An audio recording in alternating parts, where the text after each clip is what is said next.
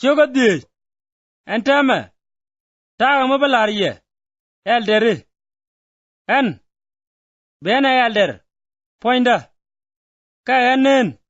chuje kristo kan ba boy nyak kel gaye yene det kos tin cha kam ye kalada chit ga yob to go lada je ka chieo ko ko ne ye o no yene ibya jalat chit ga min gor koda ka chwara jalat ko bya yo joksin ka o gor yene ibya jalat ka loy dun ke lew chwara ja gorano bi yena ruiken duno jagaro ka nyumu gwa kake ko mu yendere ndi wo joy bya kum kwara mu boy mi chibi mit yaw jek ka jando ba mo yenti langwene ken nagaroy nene tindini ken kaye kayendial lada ni chiang me koy koy ko biara le reka ko kiroy kodwe ekot gaga kanedi lagaro kaduno tobopot ramakoch ka kwijamo jagaro ka kwi tedakot en bum ko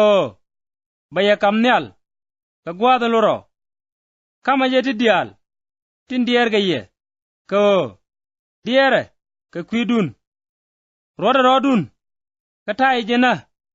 kwante arun la kwan jengne wure chit ka loy mangar ka gor rama baroj twara lorje chonga abum re ngada dun ko ngaje je ite do more re ngada dial tinte wi mon kana re chuja me par ka choja me ka korga mi ya chui ka metot bu kudin tek pudial min chi yechal re boyede min dorar re kristo gen dierke keye ko diere ka kwidun roda rodun katai jena kwante arun la kwan jengne wure chit ka loy mangar ka gora rama baroj twara ro lorje chonga abum re ngada dun ko ngaje je ete do more re ngada dial tinte wi mon ken are chuja me pa ka choja me ka korga mi cha chuj ka metot bu kudun tega pus dial min chi yechal re boya min dorar re kristo